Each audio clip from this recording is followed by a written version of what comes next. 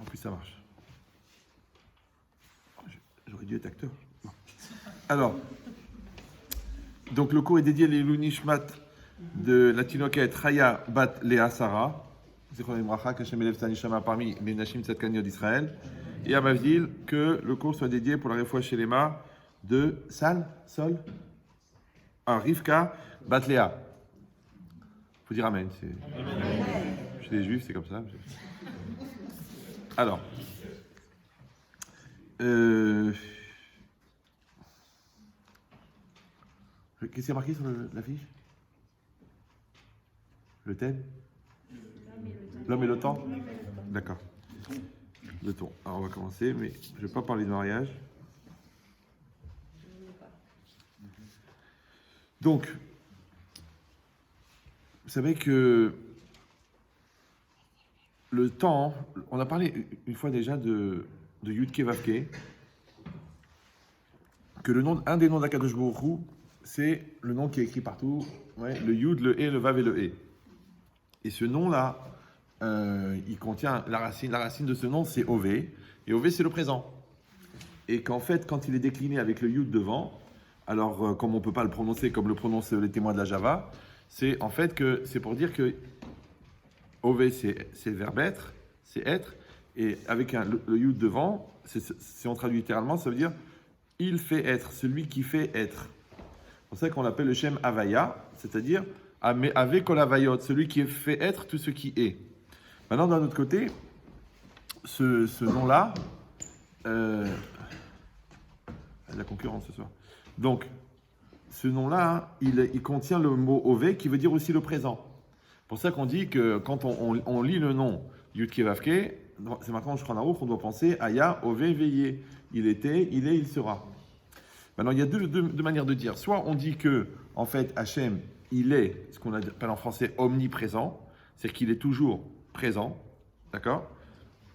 Soit on dit qu'en vérité, quand on dit qu'il est avec Kol Havayot, qui fait être ce qui est, ce qui fait être tout ce qui est, qu'il fait aussi être le temps, d'accord?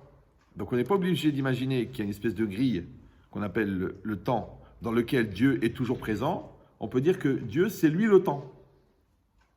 Vous me suivez ou... Voilà. Donc si on dit que Dieu, c'est lui le temps, d'accord? C'est que la réalité du temps, qu'est-ce que c'est le temps? C'est qu'il va réfléchir, d'accord? Est-ce que le temps existe? Est-ce que le temps n'existe pas? Est-ce que le temps, il a été créé? Comme Dieu, il a créé la matière, il a créé le temps. Ou non, d'accord? Est-ce que le temps, c'est juste dans la tête de la personne? C'est une espèce de résonance psychiatrique, psychologique, du fait qu'on sait qu'on va mourir. Donc comme on sait qu'il y a une fin, donc automatiquement, on va organiser le temps. Comme vous êtes au bac, vous avez 4 heures pour faire l'épreuve de maths, donc vous allez organiser le temps de l'analyse, le temps de l'écriture, le temps de la correction. C'est-à-dire que l'organisation du temps, elle viendrait par résonance de la conscience de la fin. Vous me suivez ou non? Oui. Comme on sait qu'il y a le temps de la jeunesse, le temps de la vieillesse. Maintenant, ce qui est bizarre, c'est que le rapport avec le temps, il est différent chez chacun. Par exemple, les gens qui s'aiment, les gens qui vivent des choses qu'ils aiment, ils ne sentent pas le temps passer. Les gens qui vivent quelque chose qui est lourd, qui ne les intéresse pas, ils trouvent le temps long. Après, le temps des jeunes et le temps des vieux n'est pas le même. Parce que les jeunes, eux, leur temps, c'est le futur. Ouais, quand je serai grand. Oui, et le temps des vieux, c'est l'ancien. C'est la nostalgie. Oui. C'est un syndrome en psychologie qui s'appelle Yahasra. Donc il parle que du passé. Ah, comment c'était l'Algérie, les femmes de l'époque, les parents, ils avaient le respect. D'accord. Donc il y a des gens qui parlent que du passé, qui vivent au passé. Comme s'ils n'acceptaient pas le présent. D'autres qui vivent au futur, parce que ça ne les intéresse pas. La scolarité, la prise de tête, les maths, le français, ce qui les intéresse, c'est de gagner 1 million d'euros, 2 millions d'euros, 10 millions d'euros. Ils se rêvent déjà retraités à 32 ans, sur la plage, avec une maison, 6000 mètres carrés. Tu dis, mais il faudrait déjà que tu aies ton certif. D'accord? Que tu aies réussi à avoir ton bac. Ah, mais non, ça c'est des bêtises. Moi, je ne suis pas un petit, moi, je ne suis pas un manche petit. Moi, je fais du gros deal, moi, du gros business, du gros terrain, du gros. Enfin, il ne fait rien. C'est vrai que c'est marqué Emor Me'ad Ve'aserbe, parle peu et agit beaucoup. Parce que les gens qui parlent beaucoup, en général, ils agissent peu. Parce qu'ils sont tellement épuisés d'avoir parlé qu'ils n'ont plus de force pour agir. Donc, garde tes forces pour agir. Ouais. Emor Me'at, parle peu et agit beaucoup. Il dit cette logique-là, que la personne, en vérité, on voit qu'à chaque étape de la vie, on n'a pas le même rapport avec le temps. La personne qui est malade, elle ne voit pas le temps de la même manière. La personne qui sent que c'est la fin, elle ne voit pas de la même manière. La personne qui est en bonne santé, elle croit qu'elle va vivre éternellement. Et paf, elle reçoit une tréha. D'un seul coup, elle se dit, oh là là, elle a peur. Hein, qu'est-ce que je vais faire? Il faut que je m'organise. Qu'est-ce qui t'arrive?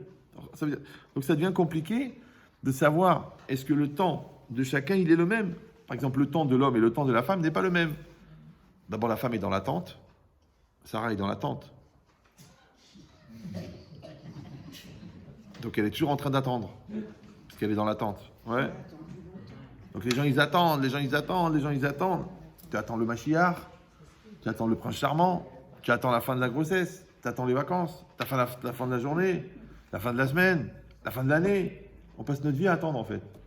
En fait, on passe plus de temps à attendre qu'à vivre. Parce que les 3/4 des gens, quand tu leur demandes pourquoi est-ce que tu vis pas, ils disent j'attends. Mais pendant qu'il attend, il vit pas. Puisqu'il attend de vivre. C'est comme les gens qui attendent les vacances. D'accord? Donc qu'est-ce qu'ils font? Ils prennent des vacances de folie, dans un endroit de folie. D'accord? Ils vont aux Maldives, ils louent une île, ils se font un kiff, ils font livrer du kasher de Rio de Janeiro. Ils font une semaine de folie. Mais c'est dommage, parce que par contraste, après, ils font une année pourrie. D'accord? Une année pourrie. Moi, je dis aux gens, faites une semaine de vacances pourrie. Allez dans un endroit pourri, dans un pays pourri où il pleut toute la journée, dans un hôtel pourri, la bouffe, elle est dégueulasse. Après, vous attendez juste que la femme soit nida, comme ça, c'est vraiment la double peine, d'accord? Et quand vous avez fini la semaine pourrie, vous êtes engueulés comme des pourris, après, vous dites, écoute, mon amour, là, on a vraiment pourri la situation. Maintenant, on va rentrer à la maison, on va passer 51 semaines de rêve. On va être the couple, d'accord?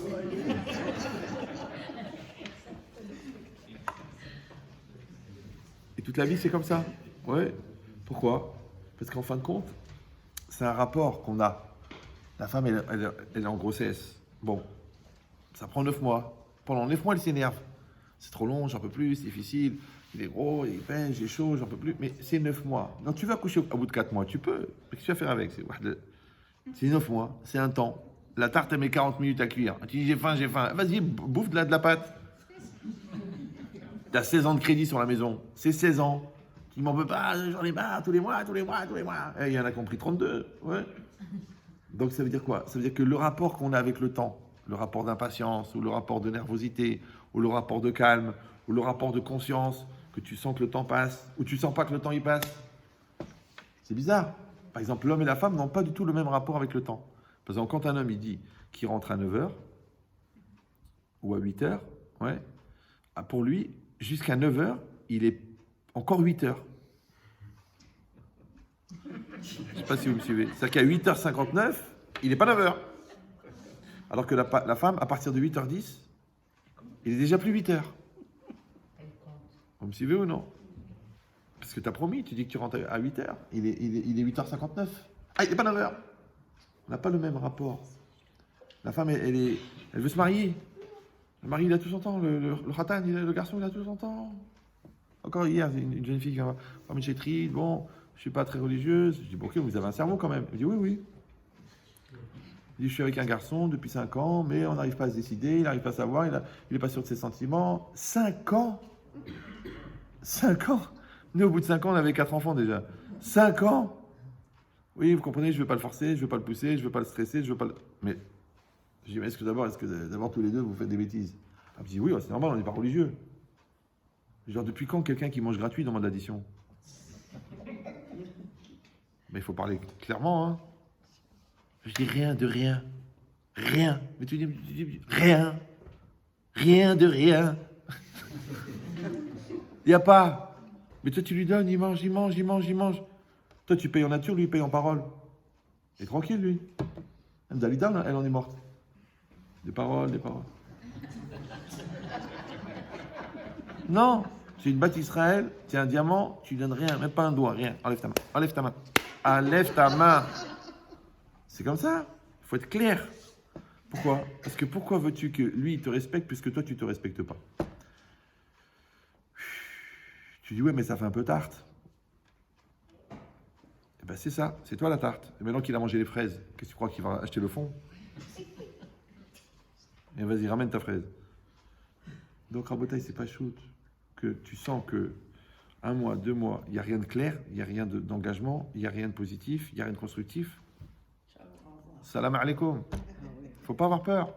Ah, vous savez, c'est difficile, aujourd'hui les garçons, c'est plus comme avant. Non, non, non, non, non, non, c'est toute la vie, c'est pareil. Ça s'appelle la capacité à prendre une décision. Non, si tu n'es pas prêt à te marier, c'est pas grave, mais pourquoi c'est sur mon dos? Si tu as des doutes sur l'importance du mariage, en quoi ça me touche? Si t'es pas évident qu'au niveau religieux, c'est vraiment nécessaire, qu'est-ce que j'ai à voir là-dedans, moi? Vas-y, vis ta vie, tes doutes et tes lourdeurs avec quelqu'un d'autre, mais moi, je suis une personne. Parce que toi, le temps que tu hésites, c'est sur mon temps à moi. Et je vois les gens, hein, ils perdent 4 ans comme ça, 5 ans. Après, quand tu leur dis, bah, vous savez, je crois qu'il faut trancher. Hein. Elle dit, alors quoi? Alors j'ai perdu 4 ans? Je dis, mais tu peux en perdre 40, chérie. On peut se revoir dans 40 ans et tu me dis, mais là, je vous avais vu à la fin d'un cours, vous m'aviez dit. Combien de fois des gens me disent, mais Rab, voilà, on va divorcer, mais à l'époque, on était venus, jeunes gens, et vous m'aviez dit, c'est pas un garçon pour vous, il n'est pas sérieux, vous allez perdre votre temps. Oui, mais il m'a promis, il m'a juré. Vous savez, les promesses n'engagent que ceux qui y croient. Hein. Pas ceux qui les disent. Donc, s'il y a des promesses, il y a quelque chose de concret, on y va, on fonce. S'il n'y a rien de concret, c'est pas grave. C'est pas grave. Comme tu veux faire un deal avec moi, je te dis il faut 100 000. Tu me dis bon, 100 000 c'est beaucoup, on va démarrer avec 5 euros. Non, non, non. Je fais là, je te fais rentrer dans un truc, il faut 1 million d'euros. Là, j'ai arrangé le coup parce que c'est mon cousin, tu mets que 100 000. Si tu viens avec moins de 100 000, c'est pas la peine. Là, on va acheter 128 appartements là. On dépose 7%. Eux, ils vont mettre 25 millions de shekels. Nous, on va mettre 100 000 euros. C'est un cadeau. Ils nous font un cadeau, ils nous font rentrer dans l'affaire. D'accord? Toi, qu'est-ce que tu veux? Tu veux mettre 5 euros. C'est pas grave. Oui, mais c'est difficile. Vous savez de quelle ville du Maroc je viens? Non, je te dis, je te répète. Tu veux rentrer dans le deal, c'est temps. Maintenant, le temps que tu parles à dire oui, non, c'est pas évident, c'est difficile, c'est du harcèlement, c'est du temps qui passe, c'est du temps que tu perds. Alors, va ramasser de l'argent. Va emprunter à tes cousins, fais n'importe quoi. Mais le temps que tu passes à te plaindre d'eux, d'accord? C'est que les gens, ils passent la moitié de leur vie à se plaindre qu'ils n'ont pas assez de temps. Mais ce temps-là, à se plaindre, ils l'ont perdu dans le temps. C'est comme si tu as 4 heures pour faire l'examen et tu passes 2 heures à expliquer à l'examinateur que tu penses qu'il faudrait qu'il y ait plus de temps. Le mec, il s'en fiche, il te laisse parler. Hein. Mais au bout de 4 heures, il dit rendez-moi la feuille. Ben, l'examinateur, t'as compris, c'est le bon Dieu. L'examen, c'est la vie. Et toi, à la fin de la vie, tu dis j'ai pas eu assez de temps. Le bon Dieu dit le temps, c'est le temps que je t'ai donné. Maintenant, si tu es un peu malin, le temps qu'on t'a donné, tu l'as optimisé. Si tu es brel, le temps qu'on t'a donné, tu l'as gaspillé. Mais c'est pas parce que tu as gaspillé le temps qu'on va te le rallonger. C'est comme les gens qui disent Rav, je dois donner le guet dans 15 jours. Est-ce que vous avez une solution pour moi? Je dis bien sûr, répète après moi. Idgadal, Veidkadash. Je comprends pas, ça fait 20 ans que tu es marié. Tu as fait le fier, le monsieur, le baba, et maintenant que tu as reçu la convocation, tu veux rattraper le temps. Comment tu veux rattraper 15 ans en 15 jours? 1 an par jour? Pourquoi les gens ils peuvent rester dans un coma profond pendant des années et d'un seul coup vouloir tout rattraper dans un temps limité? Alors c'est vrai que dans l'absolu, ils n'ont pas tort, c'est possible de le faire. Ouais, mais il faut une très très très grande concentration, un très très gros effort et un grand sacrifice. Parce qu'on a déjà expliqué ici que, je me rappelle, que la Teshuvah, elle a été créée avant que le monde existe. Vous vous rappelez de ça? Et quand Hachem a créé le monde, il a créé la matière. Et quand il a créé la matière, il a créé le temps. Donc ça veut dire que la Teshuvah existait avant que le temps existe. Premièrement. Deuxièmement, le monde intérieur n'est pas soumis au temps. Donc, en vérité, la Teshuvah, qui est une chose intérieure, elle n'est pas soumise au temps. Donc c'est vrai que dans la Teshuvah, dans la remise en cause, quand elle est sincère, intense et profonde, on peut changer rapidement. Mais il faut que ça vienne de l'intériorité. Le problème, c'est que pour que ça vienne de l'intériorité, il faut que ça parte d'une impulsion intérieure. Mais si ça vient d'une pression extérieure, ça ne va pas produire le même effet. Vous me suivez ou... C'est comme toi, tu donnes tous les enseignements à l'enfant, mais lui, il ne veut pas se bouger. Tu dis, voilà les études, voilà le travail, voilà le CV, voilà le truc. Il dit, oui, non, bon. Il faut que ça vienne de lui, l'impulsion première. Maintenant, quand elle vient de l'intérieur, cette impulsion-là, elle vient du monde intérieur, et dans le monde intérieur, il n'y a pas de temps. Donc quand la personne elle est entière et sincère et spontanée, elle peut aller très vite. Mais quand ça vient de l'extérieur, le monde extérieur, lui, contient le temps. Donc tout ce qui est dans le monde extérieur prend du temps. C'est comme une idée, tu as une idée de business. En 14 secondes, aux toilettes, tu as déjà l'objet, le concept, l'image, le logo, le nom de la boîte, le plan de développement, les personnes à utiliser, le nombre de magasins, l'amortissement, la pénétration du marché, l'amortissement, le bénéfice, le placement de l'argent à développer. Tout ça en 14 secondes. Mais pour faire ça dans la réalité, ça va prendre 15 ans.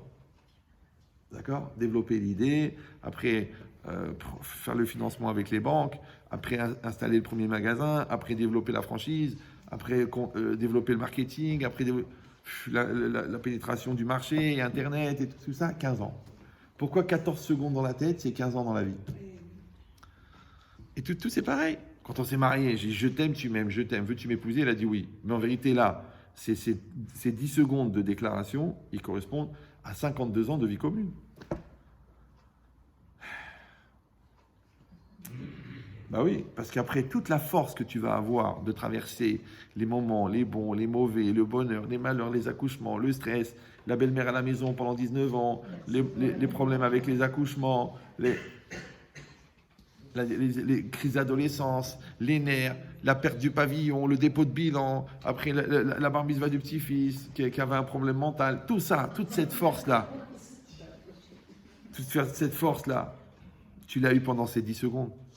Ces 10 secondes-là, ils t'ont porté pendant 50 ans. Mais si toi, tu dis, en vérité, moi, je n'avais pas la tête, j'étais un gamin, et puis c'est l'autre qui m'a poussé, elle m'a fait un chantage, elle me dit, je te préviens, tu ne m'épouses pas, je me casse. Il ne s'est pas marié, celui-là. Il a subi une pression. Vous me suivez ou il ne s'est pas engagé. Alors ça va durer moins longtemps, ça va être moins fort.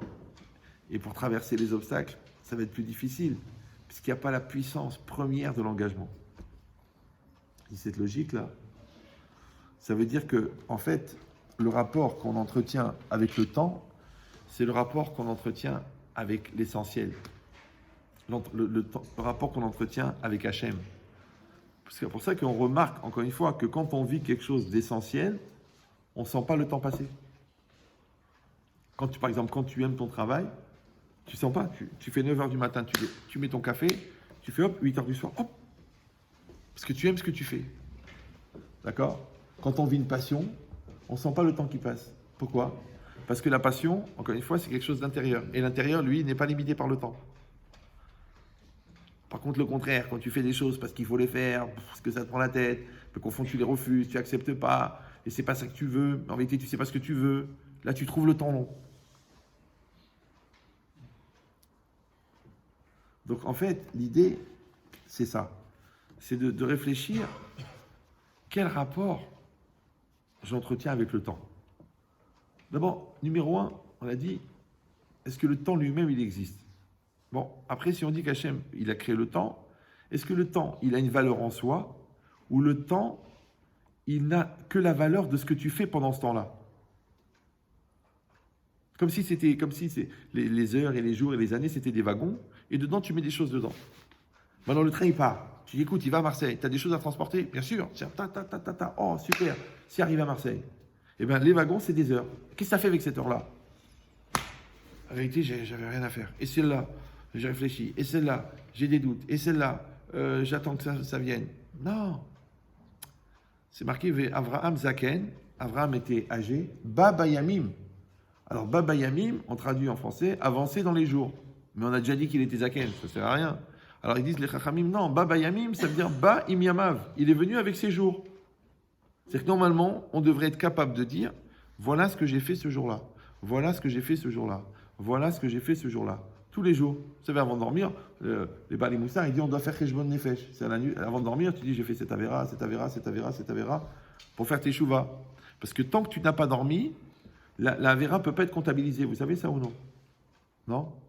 Quand quelqu'un a fait une avéra, pourquoi on doit faire tes chouvas avant de dormir? Parce que quand tu dors, ta neshama, elle monte là-haut, elle rend des comptes. Elle est jugée au Beddin Shel Ma'ala, au Beddin d'en haut. D'accord? Maintenant, si tu as fait de chouvas avant de monter, cette avéra, on ne la compte pas. Si tu n'as pas fait de chouvas, maintenant c'est difficile de faire un adultère à 16h et de faire tes chouvas à 19h. Il faut vraiment être le rapide. Ouais. En général, c'est pas dans ces moments-là que tu penses à faire tes chouvas. Mais d'un autre côté, c'est impossible de faire tes chouvas sinon dans ces conditions-là. Pourquoi? Parce que vous savez que quand quelqu'un il fait une avéra, on a une obligation de faire une atra, de le prévenir, d'après la Torah. Même si quelqu'un il est Mechal el Shabbat, d'après la Torah, on ne peut pas le condamner à mort si on n'a pas prévenu. Il dit attention, ce que tu fais, c'est Assour Shabbat. Il faut que des témoins lui disent attention, ce que tu fais, c'est Assour. Même quelqu'un qui fait adultère, même quelqu'un qui veut tuer quelqu'un d'autre, on doit lui dire attention, c'est Assour de tuer. Tu te dis maintenant, j'ai pas besoin de prévenir le mec je veux qu'il soit conscient que c'est Assour de tuer. Mais bien sûr que c'est évident, non? Non, la Gemara dit à Omer Moutar, quelqu'un il pense que dans certains cas, c'est permis, il y en a même qui pensent que c'est une mitzvah de tuer. On ne va pas aborder le sujet de la belle-mère, mais d'accord, mais ça veut dire que la personne, on a besoin de la prévenir. Pourquoi? Pour qu'elle ait conscience de ce qu'elle fait au moment où elle le fait. Sinon, on pourra toujours dire que juste au moment du meurtre, elle est inconsciente à cause de toutes les vitamines qu'il a pris. D'accord? Non. La personne, elle doit être consciente. De la même manière, au moment où la personne, elle faute, ça lui montre dans la pensée que c'est assourd de faire ça. D'accord? Le mec qui mange à Kippour, pendant une seconde, il se dit bon, c'est assourd. Mais il dit je m'en fous, j'ai envie de manger. Ouais. Mais il a pensé que c'était assourd. Ouais, quelqu'un il va avec une autre femme, il pense à sa femme. Ça lui montre comme ça. Il fait comme ça. Est-ce que quelqu'un. Ouais. C'est pareil dans tout. Mais alors pourquoi est-ce que tu penses à Dieu juste au moment de la Véra? Même le gars qui est loin, qui mange des crevettes à Singapour avec un émoussé de cervelle de chat, ouais. Au moment où il le met dans la bouche, il dit mes cousins religieux, ils ne mangent pas ça. Mais pourquoi il a pensé à ça à ce moment-là? Écoutez bien ce qu'ils disent les Sfarim. Ils disent que la pensée de Dieu que tu as au moment de la Véra, c'est à partir de ça que tu pourras faire tes chouvas. Vous suivez ou non? C'est-à-dire que s'il n'y avait pas eu cette étincelle divine de conscience de Dieu au moment de la Véra, que tu étais 100% dans la Touma, 100% sans Dieu, 100% sans conscience, 100% sans crainte de Dieu, tu ne pourrais pas faire tes chouvas. C'est que le bon Dieu, au moment où tu as le problème, il te donne déjà l'étincelle de la solution. Et à partir de cette étincelle, tu vas redémarrer.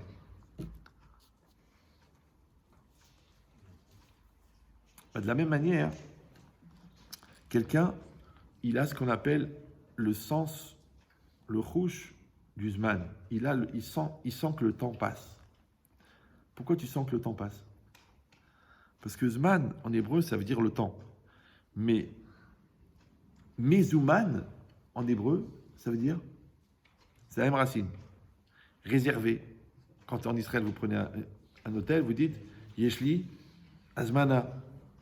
J'ai une Azmana. J'ai une réservation. Donc, une Azmana, c'est une réservation. Mezouman, c'est réservé. Donc, le Zman, c'est quoi? Le Zman, c'est quoi? C'est Mezouman pour quelque chose. C'est prêt pour quelque chose. Donc, chaque heure, chaque minute, chaque journée, elle est mezouménette. Alors moi je dis, quand le gars le soir, il fait cheshbon hanefesh d'Averot, moi je conseille, fais aussi un cheshbon hanefesh de mitzvot. Les gens qui sont en dépression, qui sont angoissés. Je dis, madame, prenez un cahier, marquez, j'ai accueilli mes enfants, j'étais souriante, j'ai préparé le repas, j'ai rangé la maison, j'étais sympathique avec mon mari, j'ai pas pleuré toute la journée. Marque le positif. Pourquoi tu marques rien que le négatif?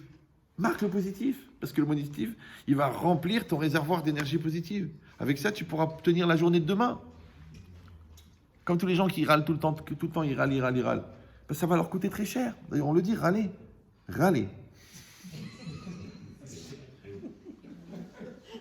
Parlez l'anglais, non? Râler.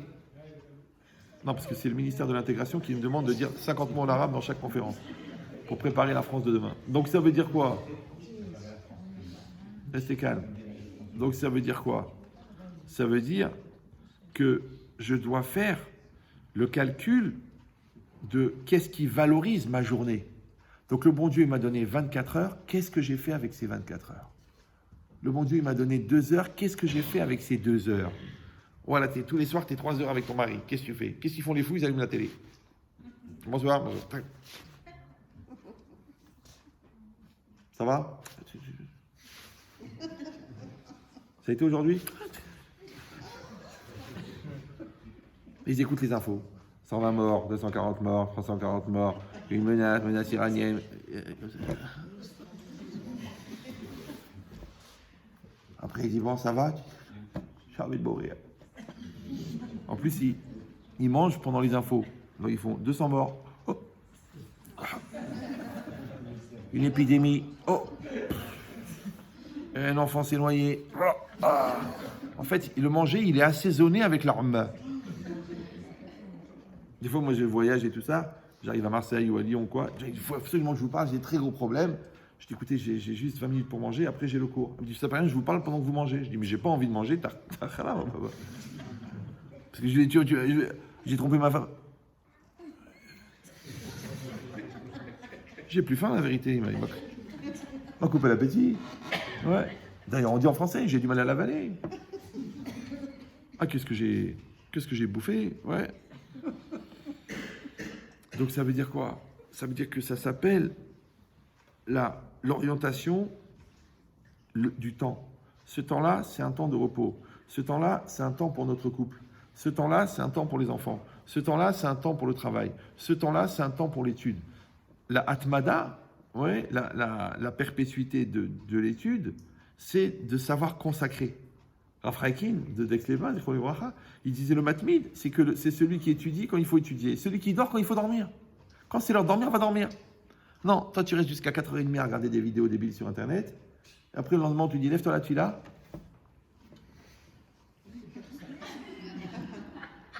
Que d'un œil. Non, en fait, tu n'as pas raté la tefila le matin, tu l'as raté la veille. Dans tout, c'est pareil. Si tu ne travailles pas ta patience, après le jour où tu as une crise avec ta femme, ça explose. Toi, tu crois que c'est maintenant que ça a explosé? Non, ça a explosé pendant tout le temps que tu n'as pas utilisé pour travailler ta patience. Parce que le Yetzer Hara, c'est un grand pédagogue. Donc lui, il prépare les avérotes. Donc il prend son temps. De la même manière, maintenant, comment il prépare les avérotes? En te développant les mauvaises midotes qui vont te faire fauter. C'est que le Yetzer Hara ne fait jamais fauter. Jamais. Mais il te prépare, il te développe les mauvaises qualités. Par exemple, il te développe la négligence, et après, toi, tu rates le Kriyat Shema. Vous suivez ou non? Toi, il te développe la superficialité, et après, tu t'habilles comme un shawarma. Mais lui, il t'a pas fait fauter dans le manque de pudeur. Il t'a rendu superficiel. Et quelqu'un de superficiel, il ne voit pas l'intérêt de l'intériorité, puisqu'il est tout dans la superficialité. Et superficiel, c'est superficie. Donc les gens qui sont superficiels, tu n'arrives pas à leur parler d'essentiel, parce qu'ils ne comprennent même pas de quoi tu parles. Mais de quoi tu parles? Mais je comprends pas, je suis stressé parce que je n'ai pas trouvé la couleur du rouge à ongles qui va avec le tailleur. Et comment je vais aller à la Brit Mila de Jennifer? Mais chérie, tu as des problèmes très graves. Maintenant, ton problème, c'est de coordonner la couleur du vernis avec le tailleur. Ça s'appelle une personne superficielle. Maintenant, le Yetzer Hara, il ne t'a pas rendu Hamara. Non, il t'a rendu superficiel. Et toi, ensuite, tu fais des choses de Hamara. Ça veut dire que c'est pour ça qu'il faut toujours avoir 1 ou 2 ou 3 ou 4 ou 5 coups d'avance avec le Yetzer Hara. Pour ça, c'est marqué Ezeu Chacham, Aro et Anolad, qui est le sage, celui qui voit le futur. Mais c'est aussi celui qui voit le Yetzer Hara. Je vous ai déjà dit 1 million de fois, mais j'espère que vous retenez. Pourquoi est-ce que le Satan s'appelle Satan? Vous vous rappelez de cette blague de Ben Chetrit ou non? C'est pas une blague. C'est parce que le Satan, c'est celui auquel tout le monde s'attend. Maintenant, celui qui s'attend au Satan, ouais, par exemple, tu vois que ta femme, elle est fatiguée. Donc, tu sais qu'elle va le prendre mal, les réflexions. Donc, tu fais pas de réflexion.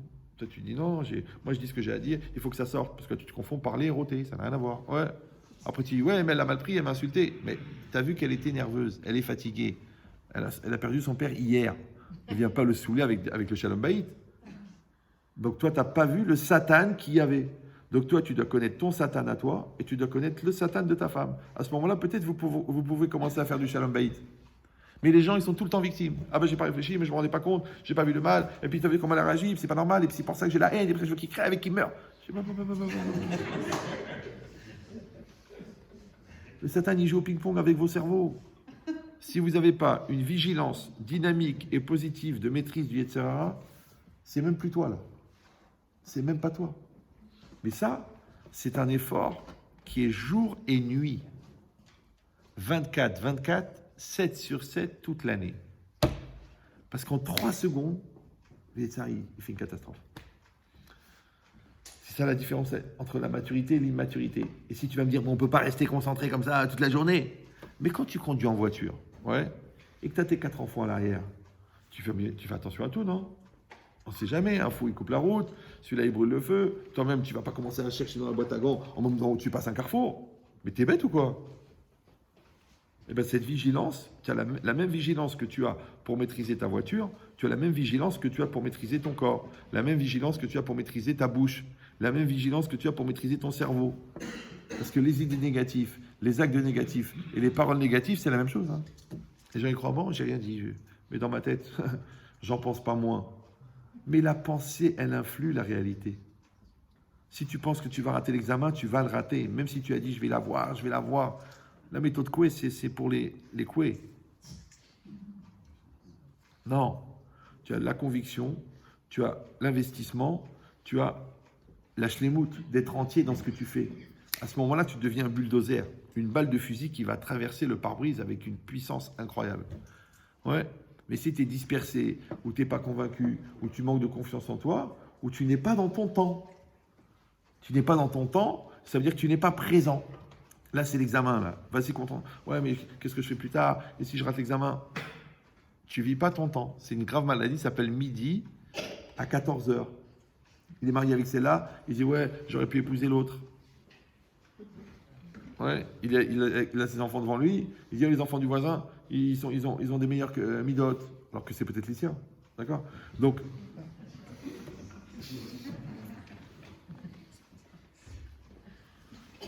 ça aussi, c'est un Yetzerara du temps. Parce que le temps, c'est pas seulement de le perdre, c'est aussi de mal l'utiliser. Il y a un problème de gaz là. Vous avez compris l'idée ou non?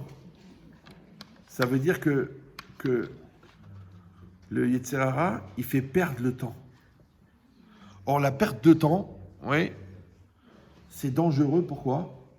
Parce que, il dit le Maharal de Prague, dans le Passouk, Ushmartem et Amatzot, pour être plus discret quand même. Donc le Maharal de Prague, il dit... C'est une déformation professionnelle. Donc, réitère. Donc c'est quoi l'idée? C'est que... De quoi je parlais? Ah oui, le Maharal. Quand c'est marqué dans la Torah, Ushmartem et Amatzot, vous garderez les matzot. D'accord? Vous savez que la matzah, c'est la farine et l'eau. Maintenant, la farine, elle va rester telle qu'elle, sous vide pendant 100 ans. L'eau, si la bouteille est bien fermée, elle peut rester telle qu'elle pendant 100 ans. Mais si tu mets la farine et l'eau, ça commence. Qu'est-ce qui commence? La fermentation. Et là, le temps, il commence. Le temps, il démarre. C'est pour ça que quand on fabrique les matzot shmurot, il y a un gars qui fait rien. Il n'a rien qu'un chronomètre. Dès qu'on met la farine dans l'eau, là, qui clique. Quand c'est marqué 18 minutes, en vrai, moins de 18 minutes, en réalité, c'est 5 minutes. Le pétrissage, après la séparation de la pâte, la distribution, l'étalage, les trous et le four, 5 minutes. Mais en vérité, quand tu fabriques une matzah, le principal ennemi, c'est le temps. Parce que comment la matzah, elle devient hametz? Avec le temps. Mahmitza, c'est ça, elle devient hametz avec le temps. Donc quand c'est marqué Ushmartem et Amatzot, en vérité, qu'est-ce qu'ils ont dit les Chachamim? Al tikre Ushmartem et Amatzot, et là Ushmartem et Mitzvot. Parce que c'est intéressant que le mot Matzot, il s'écrit de la même manière que le mot Mitzvot. C'est bizarre, non? Maintenant, quand on mange des Matzot Shmurot, c'est pas qu'il y a des gardes avec des kalachnikovs devant les matzot, parce que ce sont des matzot shmurot.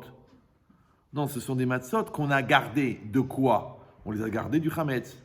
Mais le chametz, il vient comment? Avec le temps. Donc on les a gardés du temps. Donc pourquoi on mange des matzot? Parce que les Bnei Israël n'ont pas eu le temps de faire lever la pâte. Vous avez appris ça? Talmud Torah ou... Alors il dit le Maharal de Prague, que pourquoi les Bnei Israël sont sortis avec empressement? Parce qu'Hachem les a fait sortir avec empressement. Parce que c'est Hachem qui a créé les circonstances qui a fait qu'ils sont sortis vite. Et quand c'est marqué là-bas, Yatsu Bechipazon, ils sont sortis avec empressement. Et qu'est-ce qu'il dit la Mechilta? Chipazon à Shechina, l'empressement de la Shrina. Alors là, tu comprends rien. Que nous, on soit empressés, c'est normal, parce qu'on a des rendez-vous, on doit faire vite, on doit respecter un horaire. Mais le bon Dieu, lui, il est en dehors du temps. Ça veut dire quoi l'empressement de la Shekhinah? Là, il dit le Maharal de Prague. Hachem, il a voulu montrer, par la mitzvah de Matzah, qu'un juif, il doit toujours être plus rapide que le temps. Il ne doit pas être soumis au temps. Pourquoi? Parce que la Matzah, tu la rends Hametz comment? Tu fais rien. Tu laisses le temps passer. Alors, dans un couple, ça s'appelle laisser pourrir la situation.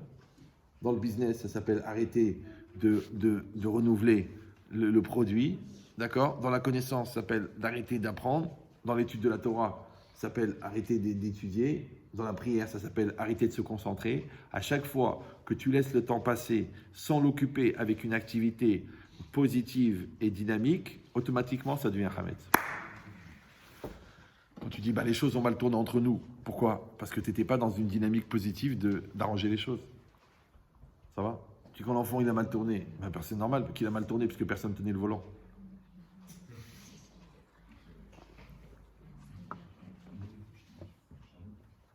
Restez calme.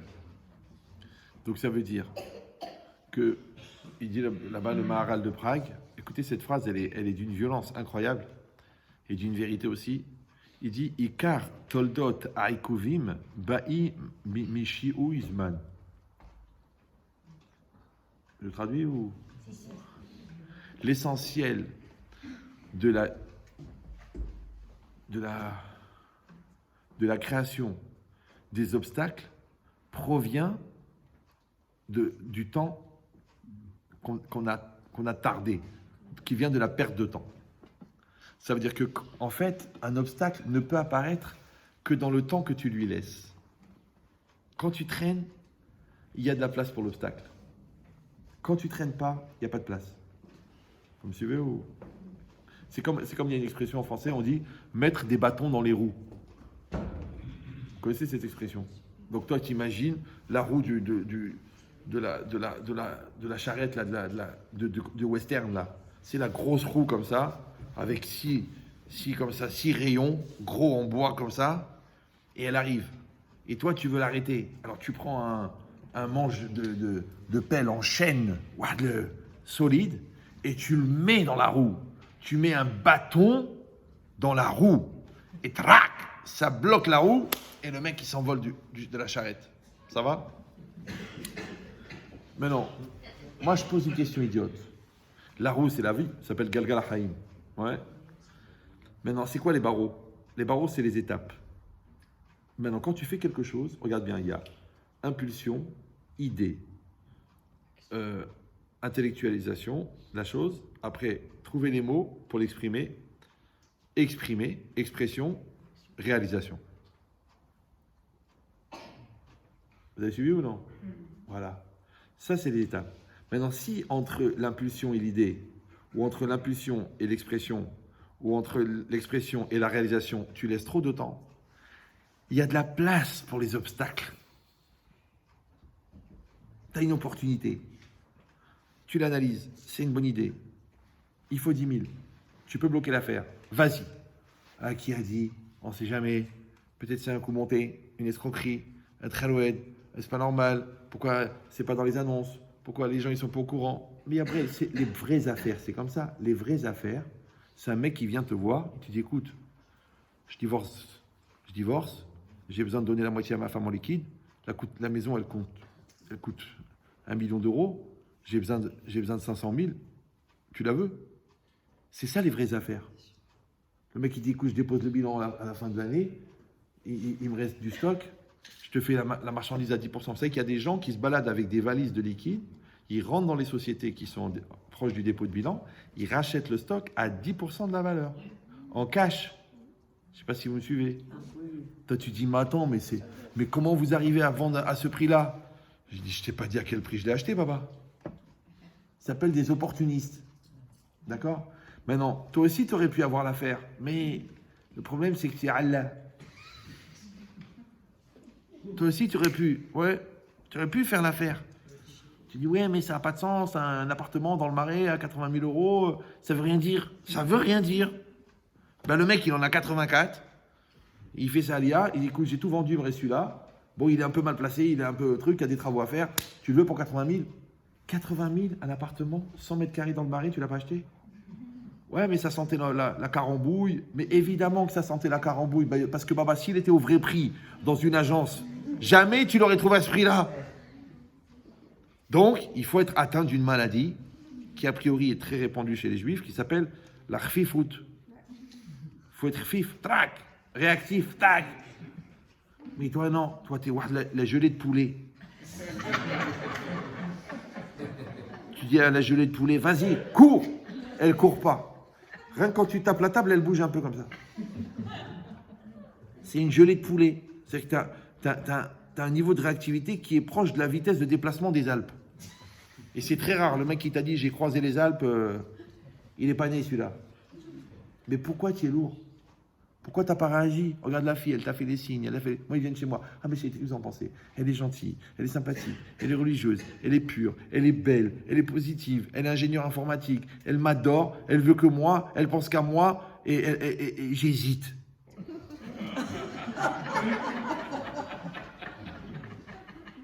Je dis, c'est la première, j'ai pas vraiment eu le temps de choisir, puis je suis encore jeune, j'ai 38 ans.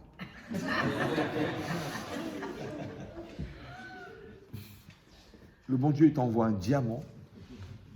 Et toi, tu dis, oui, mais la boîte, elle est en carton. Mais l'autre aussi, elle est venue avec une valise en carton. T'as vu ce qu'elle est devenue? C'est incroyable pour une ancienne concierge, d'accord? Elle venait d'où? De Suzanne, non? Restez calme. Donc ça veut dire quoi? Ça veut dire que Hachem, il t'envoie dans ton présent quelque chose. Ouais. Il t'envoie une opportunité. Il t'envoie un gars avec qui tu t'es engueulé il y a des années, il vient et te dit je veux qu'on s'arrange, je veux le shalom. Et toi tu fais le fier. L'autre il te propose une fille extraordinaire et toi tu fais le blata. L'autre il te propose un business incroyable et toi tu fais le lourd. L'autre il te propose une travauta, je comprends pas, c'est un rocher Shiva, il te dit je viens, tu veux j'étudie avec toi une fois par semaine. Toi tu dis oui mais en ce moment j'ai pas le temps. Eh ben vas-y continue avec ton hard scroll Gabriel. Le rocher Shiva, il est prêt à s'asseoir avec toi 1 heure par semaine. Tu dis, je vais voir si j'ai le temps. Mais lui, il a moins de temps que toi. Il a trouvé 1 heure pour toi. En vérité, c'est pas pour ton père. Parce que comme ton père, il a beaucoup aidé la Yeshiva, il a pris sur lui de prendre 1 heure. Mais réfléchis, le mec, quand il rentre à Pognovich, tout le monde se lève. Et quand il te donne 1 heure pour toi par semaine, et toi, tu n'as pas le temps, mais coupe-toi un bras. Trouve une solution. Donc, c'est ça l'idée. Donc, maintenant, ça va être compliqué de savoir si le temps, en vérité, c'est un espèce de... encore une fois, de grille dans laquelle on se déplace, ou alors non, le temps, c'est une série d'événements qui sont des propositions pour nous. Donc quand tu gagnes ton temps, ou quand tu perds ton temps, c'est que tu perds des opportunités. Maintenant, les qualités qu'il faut pour gagner les opportunités, ce qu'on appelle la réactivité, ce qu'on appelle la vivacité, la vélocité, la zrizout en hébreu, ouais, et la conscience, et la rapidité de réaction, et la conscience de l'importance, et la crainte de Dieu, et la émouna. Pourquoi? Parce que si tu n'as pas la émouna, que ce qui t'arrive, c'est adapté à toi, tu vas perdre le temps à te demander si c'est adapté à toi. Mais le problème, c'est que pendant que tu réfléchis, parce que les gens, ils croient que pendant qu'ils réfléchissent, le temps, il s'arrête. Le monde, il s'arrête. Le business, il s'arrête. La fille, elle t'attend. Non, le monde, il avance. Mais toi, tu réfléchis. Vous me suivez ou non? Donc en vérité, pourquoi est-ce qu'on a demandé? Mais il faut un temps de réflexion dans tous les domaines. Franchement, j'ai une tête à dire des bêtises pareilles. Voilà. Donc évidemment qu'on inclut le temps de réflexion. C'est pour ça que la personne, elle doit anticiper. Parce que moi, les gens qui me disent, la veille du mariage, bon Rav, c'est quoi le mariage? Je dis, celui-là, il va divorcer. Les gens, la veille de Kippour, Rav, en 2 mots, c'est quoi Kippour? La veille de Kippour, on t'a donné 30 jours de Slichot. Et 10 jours, 2 jours de Rosh Hashanah et 10 jours de Tchouva pour étudier tous les jours des textes sur l'importance de Kippour, et toi tu viens la veille de Kippour et tu demandes c'est quoi Kippour? Maintenant, si tu avais pris ton temps, oui, pour réfléchir, vous savez moi à quel âge j'ai commencé à me préparer au mariage? 14 ans. Parce que j'avais peur. Parce que tous les choix de la vie, on les fait entre 20 ans et 22 ans. Donc ton choix professionnel, ton choix intellectuel, ton choix spirituel, tu vas être religieux ou non, en fonction des 3, les personnes que tu côtoies, en fonction des 4, la personne que tu épouses, en fonction de la personne que tu épouses, les enfants que tu vas avoir. Donc tout va se décider dans cette période-là, entre 15 et 21 ans. Mais si tu es inconscient, à moitié déb, déchiré par le shit, la vodka, dans ta révolte contre tes parents, contre la Torah, mais Baba, comment tu vas décider des choix à faire? C'est pour ça que la chorma, c'est l'anticipation. La chorma, c'est la préparation. Ouais. Si tu réfléchis pour le bac, on t'a donné 15 ans. On t'a donné 15 ans pour passer ton bac. Donc ça prend du temps. C'est comme à l'école. Je me rappelle, quand j'étais en première, alors le prof, il donnait une disserte de philo à faire à la maison. Mais il te la donne pendant 15 jours. Tu peux m'expliquer pourquoi 85% des mecs, ils la font la veille? Mais pourquoi le gars, il t'a donné 15 jours? Puisque de toute façon, tu l'as fait la veille. Donc ça veut dire que quand il te la donne 15 jours avant, donc déjà pendant 1 ou 2 soirs, tu vas bien étaler le sujet, tu vas bien le développer, tu vas bien le comprendre, tu vas laisser mûrir. Après, pendant 3-4 jours, tu vas ramasser des arguments qui rentrent dans le sujet. Tu vas éliminer ceux qui sont hors sujet, tu vas garder ceux qui sont bons. Après, pendant 1 jour, tu vas faire un plan. Et après, tu vas rédiger. Après, tu vas corriger. Et après, tu vas donner un final. Ça prend 15 jours. Et tu vas dire, je n'ai pas besoin de 15 jours, hein, moi, je suis un rapide. Ouais. Alors, je vais te dire ce qu'ils font, ces gens-là. Eh bien, au dernier moment, dans le stress, ils écrivent n'importe quoi. Après, ils disent qu'on leur a pas laissé assez de temps. Après, ils demandent au prof de leur donner encore un peu plus de temps. Et après qu'ils ont rendu, ils attrapent une grave maladie. C'est j'aurais su, j'aurais dû, j'aurais cru, j'aurais voulu, j'aurais... Maintenant, enlève la dissertation et regarde ton mariage, c'est pareil. C'est exactement pareil. Le mariage, c'est une dissertation. Faire un enfant, c'est une dissertation. Tu auras une copine, non? Alors, si tu as travaillé tes midot, tu as développé ta hirat shamaim, tu as appris à aimer ta femme, à t'investir avec elle, à être à 100%, à mettre de la crainte de Dieu et de la compréhension et de l'investissement, le bébé, il va pas être le même que genre, je t'aime pas, tu me prends la tête, tu me saoules, et puis j'ai envie de toi et je fais un bébé comme un chien. Tu crois que le bébé, il a la même gueule? À l'arrière d'un break avec 2 grammes d'alcool dans la tête. Vous avez compris l'idée ou non? C'est toi qui es en train de fabriquer le bébé. Maintenant, le chacham, il sait que le bébé, il va être le fruit de sa pensée, et la pensée, elle est le fruit de son essence.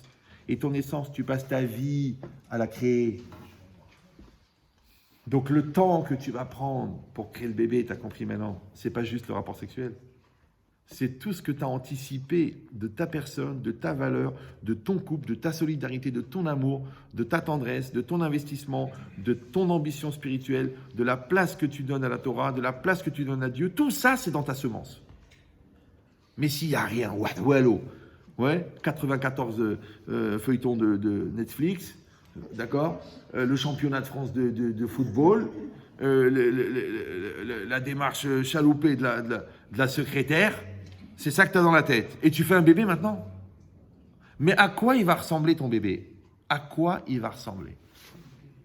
Maintenant, moi, j'ai pris l'exemple du bébé. Parce que le bébé, tout le monde comprend. D'où il vient? Le bébé, il vient de toi. Ouais. Mais un acte, c'est comme un bébé. Qu'est-ce qu'il dit Rashi? Ele toldot Noach. Qu'est-ce qu'il dit Rashi? Voici les descendants de Noach. Il fallait dire voici les descendants de Noach. Shem, Ham, Yafet. Non, il dit Noach. Pourquoi? Il dit Rashi, Ikar toldot atzadikim marasim tovim. C'est-à-dire le principal des générations, c'est-à-dire des enfants que tu mets au monde, c'est tes actions. Parce que comme tu accouches d'un bébé, tu accouches d'une action. Maintenant, cette action-là, elle va être faite de quoi? De ta valeur, de ta conscience, de ta crainte de Dieu, de ta maturité, de ton investissement, de ta pureté. C'est ça que tu vas produire. Maintenant, ça, tu crois que tu vas le créer 5 minutes avant de le faire?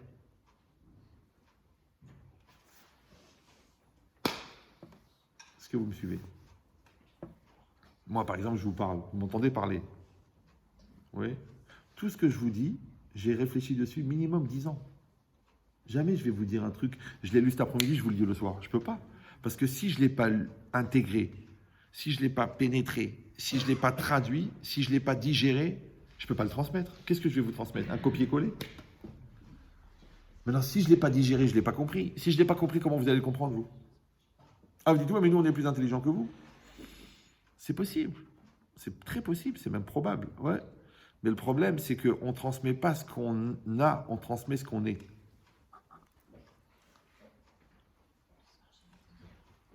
C'est pour ça qu'il ne faut jamais s'énerver que les enfants ne font pas ce qu'on est soi-même. Puisque tu ne l'es pas, toi. Comment tu leur transmets? De la même manière que ton acte, il contient ce que tu es, et que ton temps, c'est quoi? C'est un réceptacle pour tes actes. Donc ton temps, il va contenir ce que tu es.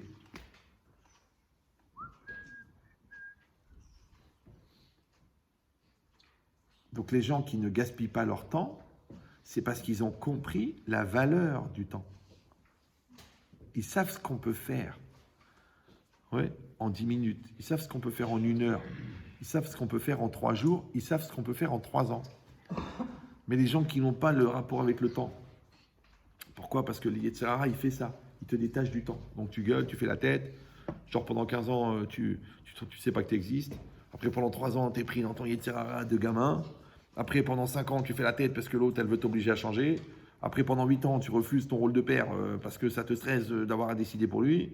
Ouais. Après, pendant 14 ans, tu n'oses pas parler à ton patron parce que tu te sens redevable et tu n'as pas confiance en toi. Dis-moi, mais tout ce temps-là, tout ce temps qui a été pris par les complexes, par les malaises, par la lourdeur, par la bêtise, en fait, qui a été pris par le Yetzer Hara. C'est ça le Yetzer Hara. Les gens ils croient que le Yetzer Hara, c'est Wahd de Belzébuth, il court avec une queue et des cornes. Mais non, ça c'est une autre version sur laquelle nous avons fait une croix. Puisque eux l'ont conservé. D'accord? On sait que le Yetzer Hara, c'est les mauvaises méthodes, c'est la bêtise, c'est la psychorigidité, c'est l'entêtement, c'est l'ignorance, c'est la lourdeur, c'est la blata. Maintenant, je te dis, le principal objectif du Yetzer Hara, c'est pas de faire fauter. Le principal objectif du Yetzer Hara, c'est de faire perdre du temps. Parce que tout le temps que tu penses qu'il te prépare à faire la Vera, après tout le temps que tu passes, tu penses à faire la Vera, après le temps que tu fais la Vera, après le temps que tu vis avec la culpabilité de la Vera. Genre 10 minutes, tu as fait des bêtises sur le canapé avec la voisine. Pendant 30 kippour, tu as la Amma.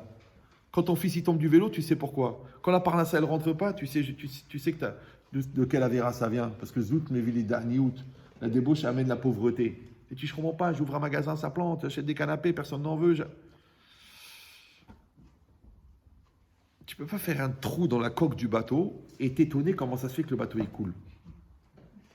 Donc il y a des avérotes qui font perdre la parnassa. C'est comme ça. Alors tu dis encore, je suis condamné, en 2 mots. Non, fais tchouva, demande Mechila, et fais teshuva, et ça revient, la bracha, elle revient. Les gens, non, ils s'entêtent. Non, moi je crois pas en Dieu, moi je vais me débrouiller tout seul, moi je sais comment faire. Moi je vois des gens, ils font plein d'avérotes, et ils ont la bracha. Ils n'ont pas la bracha, ils touchent leur olamaba, olamazé. C'est tout dans la coquille, c'est tout dans le décor. Tu vois la maison, tu vois la blonde, tu vois les enfants bronzés, tu creuses un peu, les enfants, ils sont... La maison, en vérité, elle lui appartient pas parce qu'elle est hypothéquée à 99%. Ouais. Et la blonde, elle est avec son prof de yoga. Alors qu'est-ce que... Tout ce que tu as vu, c'est rien qu'un film. C'est Ward Dallas, mais Dalleister. Mais il n'y a rien. L'autre, tu vois, il a une famille simple. Sa femme, elle l'aime vraiment, pas pour son argent. Ses enfants, ils sont éduqués, ils sont construits, ils sont équilibrés. Ils ont Yirat Shamaim. Lui, grâce à Hachem, il est bien dans il a sa bracha, il a ce qu'il faut au moment où il faut. C'est ça le bonheur. Mais comme il y a des substituts de crevettes, il y a des substituts de bonheur. C'est pour ça que tu vois des gens qui crient dans la rue, tu ne comprends pas pourquoi ils se mettent à crier où, il est où. Ben, c'est ça. Ils se demandent où est le bonheur. L'autre il cherche son père, papa outé, l'autre il cherche le bonheur.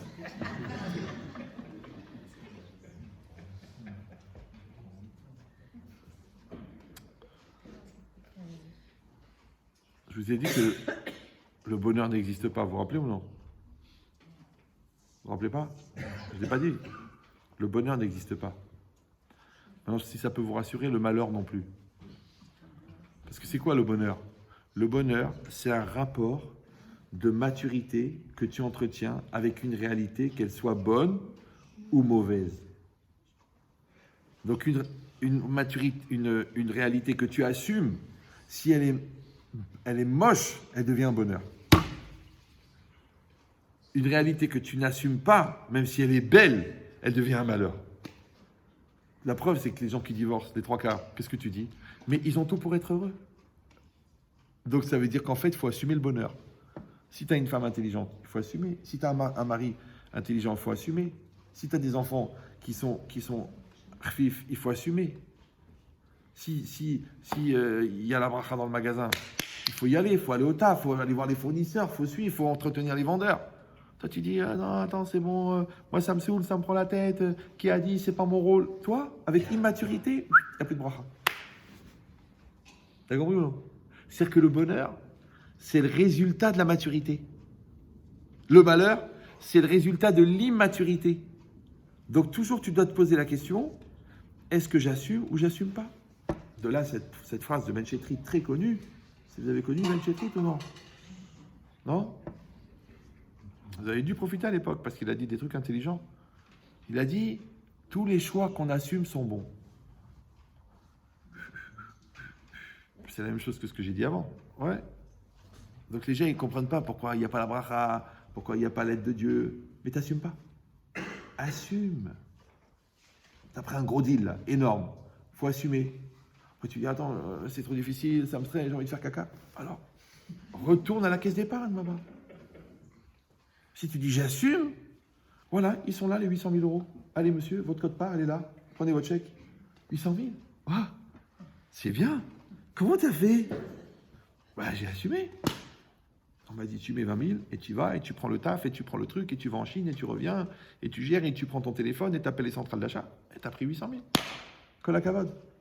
T'assumes pas? T'as perdu 20 000. Tu dis, oh, je peux avoir mon argent? Ah non, bah, c'est du business. C'est pas une halte garderie, là. Tu mets l'argent, tu travailles, tu touches. T'assumes pas, tu touches pas. C'est normal. Tu t'es marié, tu te dis, Ariat, mes coups d'échec, il faut assumer. Gentillesse, douceur, investissement, compréhension. D'accord? Kdoucha, pureté, cadeau, vacances. C'est ça, Ariat, mes coups d'échetli. Non, toi, tu rentres, tu dis, maman, tu cuisines? Ah non, je suis ta femme. Excuse-moi, ça m'est sorti de la tête. On sort ce soir? Non, il y a un bon match. Ah, d'accord. Tu me chantes une chanson avant de dormir, tu sais, j'ai peur du noir.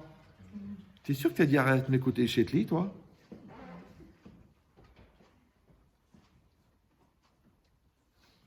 Maintenant, c'est quoi assumer? Assumer, en français, ça s'appelle répondre présent. Et présent, c'est quoi? C'est le temps. Donc, en fait, quand on dit à quelqu'un, il faut vivre avec son temps, c'est pas qu'il faut être moderne ou la mettre des mini-jupes qu'on voit ton soutien-gorge. Non, c'est pas ça, vivre avec son temps. Vivre avec son temps, c'est que tu vis avec le temps qu'Hachem t'envoie. Donc, si Hachem il t'envoie un temps rapide, c'est rapide. Si Hachem il t'envoie un temps lent, moi je connais des gens, ils font un business tous les 3 ans. Je dis, attends, il va crever la dalle. Un mec, il m'appelle, il fait, ouais, je suis dans l'immobilier, tout ça. Je fais, ça marche le business? Il dit, ouais, je suis sur un truc, là, grâce à Dieu, on avance, on avance. Je dis, ah bon, mais tu signes tous les combien? Il me dit, tous les 3 ans à peu près, 3-4 ans. Je dis, mais ça va, t'es content de toi? T'es agent immobilier, tu signes une affaire tous les 4 ans?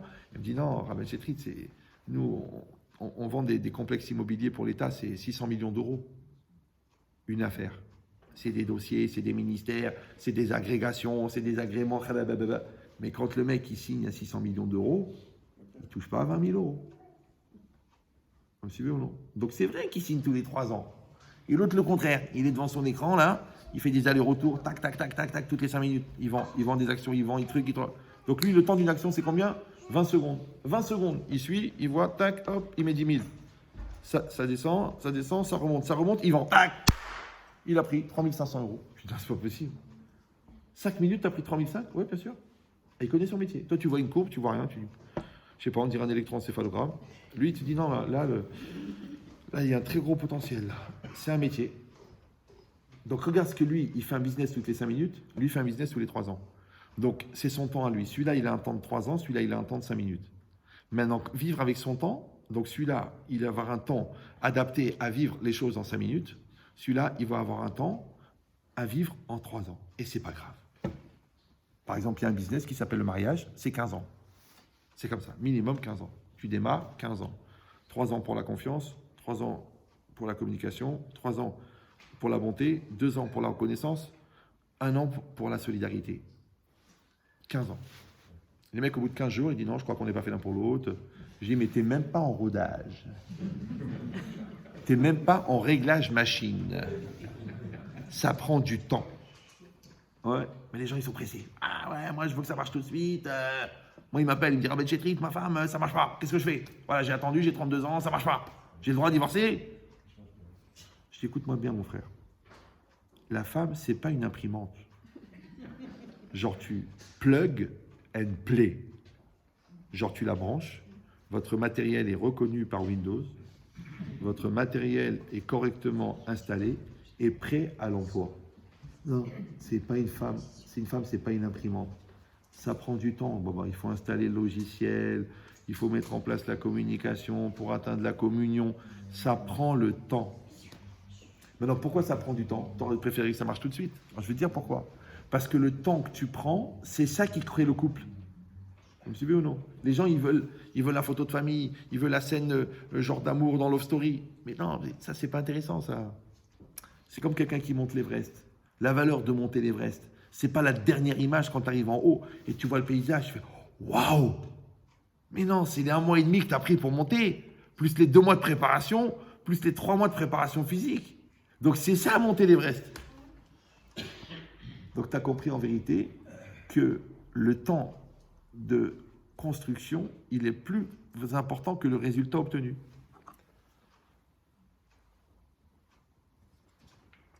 C'est comme médecine. Médecine, ça dure 10 ans. Mais tu en connais combien, toi, des médecins qui ont fait médecine et qui ne sont pas devenus médecins? Pourtant, ils ont fait médecine. Et ils ne sont pas médecins. Ils n'ont pas le diagnostic, ils ne savent pas ce que tu as, ils ne comprennent pas pourquoi tu as mal. Ils te donnent 14 médicaments, ouais, en te souhaitant qu'un te soigne si les autres ne te tuent pas. Le bon médecin, il te dit lève-toi, tourne-toi, marche. Il fait comme ça, tac, tac, tac. Ok, l'épaule, le truc. T'as mal ici? Oui, c'est ça. Allez, assis-toi. Allez, 3 séances de kiné, une infiltration, c'est fini. Tu rentres chez toi. Je dis, mais attendez, on ne fait pas des scanners, on ne fait pas des IRM, on fait pas. C'est un vrai médecin, le mec. Il a le rouge. Vous suivez ou non? L'autre, il fait les examens, les scanners, les khanada, les babas. Il dit, écoutez, je ne sais pas ce que vous avez. Tu l'amènes chez l'autre, il fait comme ça, il dit, mais attendez, mais là, il y a ce truc-là. Ben, c'est ça, tout vient de là. Tu n'aurais pas fait gaffe. Le grand professeur de la salle pétrière. Tu dis, mais quelle salle pétrière? Ouais. Il n'a pas vu. Et l'autre, direct, tout de suite. Oh là là, mais c'est évident. Ah, c'est rien du tout, c'est rien. Vous prenez des petites gélules, ça va passer, madame. C'est rien, c'est une petite mycose. Comme les bébés, ils tombent. Oui, c'est rien, faut le traiter, c'est tout. Et l'autre, il voulait faire wart, il enlève la moitié de l'utérus. Et...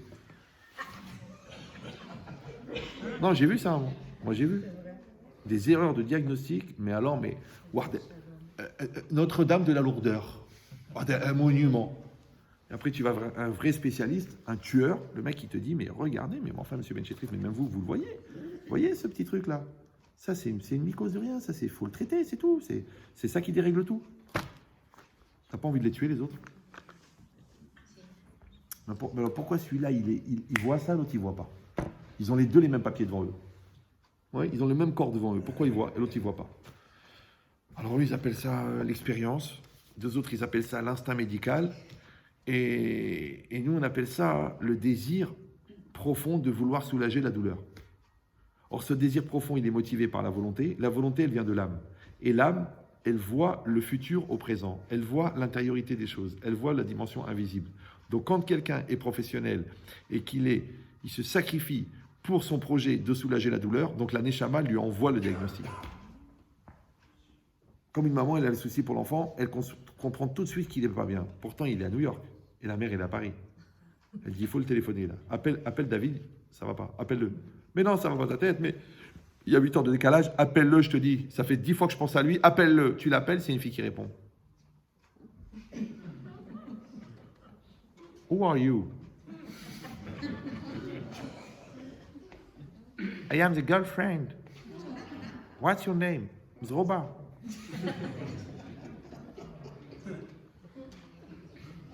T'as vu? La mère, elle avait le souci. Le garçon, il est en train de faire des bêtises. En train de pourrir son lamaba. Parce que la mère, elle a mal au ventre. Ça s'appelle le Wi-Fi.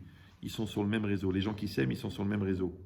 Alors, ce qui est intéressant dans cette logique de réseau, là, d'amour, c'est qu'il n'y a pas de temps. Il n'y a pas de temps. Ouais, parce que le monde extérieur, encore une fois, il contient la matérialité et il contient la temporalité. Le monde intérieur, il ne contient pas. Donc, c'est instantané.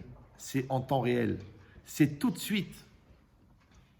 Une fois, on était avec ma femme, on était en train de partir en vacances à la montagne. On roulait toute la nuit. Et ma femme, elle commence à s'endormir. Ouais, et elle rêve de ma mère. Bon, c'est normal, une belle-mère. qui lui met la main sur le volant, elle fait comme ça. Elle se réveille, elle voit le ravin devant elle. Et ma mère, à Paris, elle n'arrivait pas à dormir toute la nuit. Et elle ne savait pas qu'on avait pris la route, on ne lui avait pas dit pour ne pas lui faire de la peine. En fait, sa prière à elle, elle l'a sauvée à elle. C'est comme ça. Ça veut dire quoi? Ça veut dire que tu peux aimer quelqu'un et en temps réel, vous êtes sur le même réseau, même sans le savoir. Pourquoi? Parce que le conscient, il est proche de la réalité elle est dans le temps. L'inconscient, il est moins dans la réalité. Le subconscient, il est carrément lié à la neshama. Et la neshama, elle est en dehors du temps. Donc ton subconscient, il est intemporel, et ton conscient, il est temporel.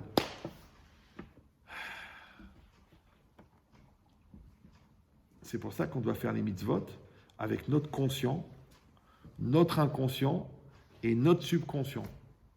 Maintenant, le subconscient, c'est ton essence. Ton essence, c'est quoi? C'est le lève, c'est le cœur. Pas le cœur des sentiments. Le cœur de la personne, l'essence de la personne. Et à cet endroit-là, c'est ça ce qu'on appelle en français la nature profonde. Et la nature profonde, oui, elle, c'est elle, sur elle, qu'on doit la rendre sainte, qu'on doit la rendre kadosh. Donc ça veut dire que quand on met les téphilines et qu'on dit Asher ki deshanu bemitzvotav, ouais, c'est pas seulement pour rendre kadosh ton corps et pour rendre kadosh ton conscient parce que tu es conscient que tu mets les téphilines et pour rendre kadosh ton inconscient et c'est même pour rendre kadosh ton subconscient. Alors à votre avis, à 120 ans quand on part, qui c'est qui se présente devant bon Dieu? Le conscient, l'inconscient ou le subconscient? Le subconscient, ça veut dire qu'en fait, tout ce qu'on fait dans le conscient, c'est pour éduquer notre inconscient. Ouais. Et tout ce qu'on fait dans notre inconscient, c'est pour éduquer notre subconscient.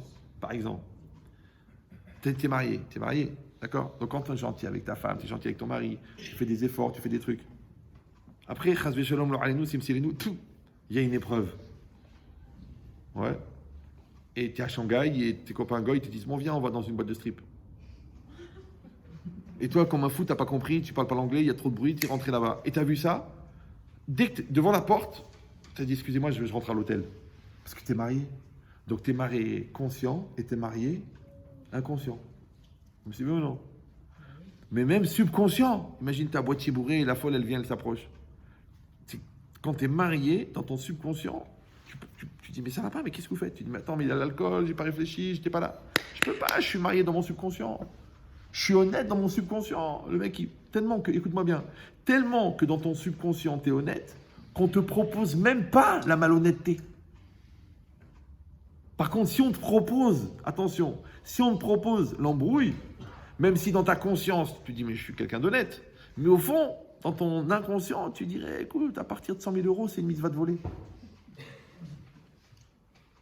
Donc ça veut dire que tu n'as pas utilisé ton conscient pour éduquer ton inconscient.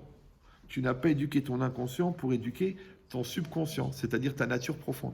Toujours je raconte la même histoire. Le Stapler, c'est le père de Raphaël Kanievski. Il était à la fin de sa vie, pratiquement dans le coma. Et lui, les Ashkenazim, les Chassidim, ils dorment avec le talit katan. Et donc le gars qui s'occupait de lui, il lui a mis un talit katan. Et lui, il comme ça. L'autre, il ne comprend pas. Il dit, bon, le pauvre, il délire, il est fatigué, il est vieux. Et toute la nuit, il n'a pas dormi. Le matin, le fils de Raphaël, le fils de Stapler, donc, non, c'est le Stapler qui a eu ça. Donc son fils, il arrive le matin, il dit, mais ça a été la nuit avec mon père? Il a dit, bon, ça a été, mais il a un peu déliré toute la nuit. Il faisait... Il a dit, mon père, il délire pas. Il s'est collé comme ça. Le père, il est en train de dire, pas saoul. C'est que le talit katan que tu m'as mis, il n'est pas cachère. Alors tu peux m'expliquer comment le gars qui est dans le coma, il sait que le talit katan n'est pas cachère, et l'autre qui est réveillé, genre Talmid Chacham de 45 ans qui s'occupe du stapler, il n'a pas vu que le talit katan n'est pas cachère. Tu sais pourquoi? Parce que le stapler, il a tellement fait cette mitzvah qu'elle est rentrée dans son subconscient que le talit katan n'est pas cachère. Et si vous allez dire, ah mais c'est le stapler. Non, ma grand-mère, la mère de ma mère, elle était, avant de mourir, elle était dans le coma, et c'était un Shabbat. Et pour vous dire à quoi ils pensent ces gens-là, avant de tomber dans le coma, elle a été aux toilettes. Elle a été aux toilettes, Et elle s'est lavée, elle a dit, je veux partir propre. Regarde à quoi il pensait avant de mourir. Je ne sais pas si vous me suivez. Toi, tu dis, ah, j'ai pas raté ma vie, j'ai pas visité Los Angeles. Non, non. Elle pense, je vais aller devant mon créateur, je vais être propre. Regarde à quoi il pense, la Kedusha. Ouais. Donc elle était dans le coma et c'était Shabbat. Et il y a une nièce là-bas, une petite fille, elle a pris de l'eau, elle a fait chauffer Shabbat à Jérusalem, elle a fait chauffer de l'eau, elle a préparé une tisane, elle lui a mis dans la bouche. Elle, dans le coma, elle sent l'eau chaude là, elle dit, shept, shept, shept, c'est-à-dire c'est Shabbat. Tu peux m'expliquer comment la fille, elle est dans le coma, elle ressent plus la gravité du Shabbat que l'autre qui est réveillée, qui est jeune, qui est à Jérusalem, qu'elle prend l'eau, qu'elle allume le feu, qu'elle le fait bouillir, qu'elle cuit la tisane, ouais, c'est-à-dire elle fait 44 mélachot en 5 minutes, et qui lui met dans la bouche de la vieille. Et la vieille, elle est moins dans le coma que la jeune. Pourquoi ? Parce qu'elle a tellement fait de sacrifices pour le Shabbat, elle a tellement fait d'efforts pour le Shabbat, elle a tellement aimé le Shabbat, que le Shabbat, il est rentré dans son subconscient.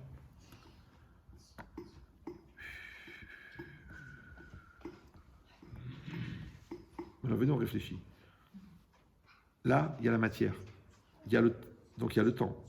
Après, il y a le corps. Le corps, il est dans le temps. Parce que tu vois bien qu'il dégénère avec le temps. Ouais. Après, il y a le moi. Le moi, on a dit, il y a le conscient, l'inconscient, le subconscient. Et après, il y a l'âme. Et la neshama, elle est en dehors du temps. Donc, en vérité, la partie principale qui a des chances d'aller au monde futur, c'est celle qui est le moins touchée par le temps. Parce que c'est quoi le Olam Haba ? Olam Haba, Olam Haba, Olam Haba, Olam Haba. Tu te détends. Olam Haba, c'est quoi ? C'est que quand ton temps est terminé, tu continues à exister. Maintenant, une personne, c'est comme une machine à laver. Vous savez que les machines à laver, aujourd'hui, elles sont préprogrammées pour s'arrêter. Je ne sais plus comment ça s'appelle. L'obsolescence programmée. Ils mettent ça à l'intérieur. Elle va mourir dans 3 ans, dans 4 ans, ou alors 2 semaines après la garantie. Paf ! Mina Shamaim. Non, c'est Mina Satanim.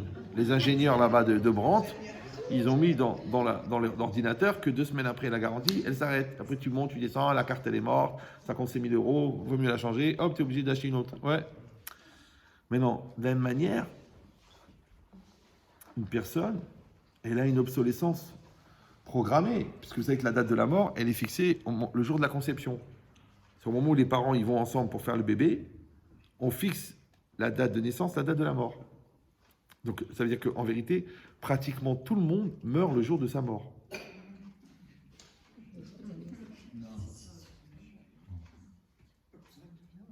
Non, je sais ce que vous allez me dire. C'est évident. Non, il y a des gens qui devancent l'appel. Ils sont pressés, ils disent ouais, j'ai des choses à dire au bon Dieu, j'ai des choses à dire au bon Dieu. Alors bon Dieu il dit Baruch Haba.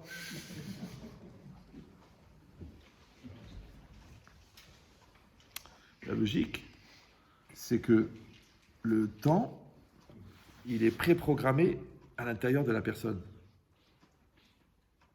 Le problème, c'est que je ne sais plus pourquoi je parlais de ça. Et avant ? Non, que la date de la mort était fixée dès la naissance. Voilà. C'était programmé. Je sais, mais je ne m'en rappelle plus. Mais qu'il y a des personnes qui pouvaient Tu peux m'aider, s'il te plaît ? la date. Oui ? Certaines personnes. Oui, ça je l'ai dit, tout ça. Non, je sais ce que j'ai dit, mais je ne sais pas pourquoi je l'ai dit.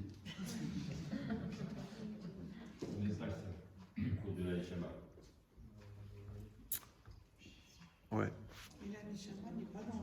Ah oui, alors maintenant l'idée. Ah oui, Chazak, Kol HaKavod. Donc en vérité, la Neshama, elle, c'est sûr qu'elle va aller au Olam Haba, il n'y a pas de problème. La question, c'est de savoir si le Nefesh, la personne elle-même, va aller au Olam Haba. Et ça, comment elle va au Olam Haba ? Parce qu'elle devient temporelle. Maintenant, le Nefesh, il fait partie du corps. La partie du Nefesh qui va lier au corps, elle est préprogrammée pour disparaître. Donc tout le challenge, c'est est-ce que je vais réussir à être assez spirituel pour que quand mon temps physique s'arrête, mon temps spirituel continue. Maintenant, la seule chose dans ce monde qui n'est pas limitée par le temps, c'est la Torah et les mitzvot. Maintenant, Hachem, pourquoi ? Parce qu'Hachem, il a écrit la Torah avant de créer le monde. Quand Hachem a créé le monde, il a créé la matière. Quand il a créé la matière, il a créé le temps. Donc la Torah existait avant que le temps existe. Donc comme la Torah existait avant que le temps existe, elle n'est pas soumise au temps. Maintenant, qu'est-ce qu'il a fait Hachem ? Il a pris la Torah qui est du non-temps, et il l'a mis dans le monde qui est temporel. Ça va toujours?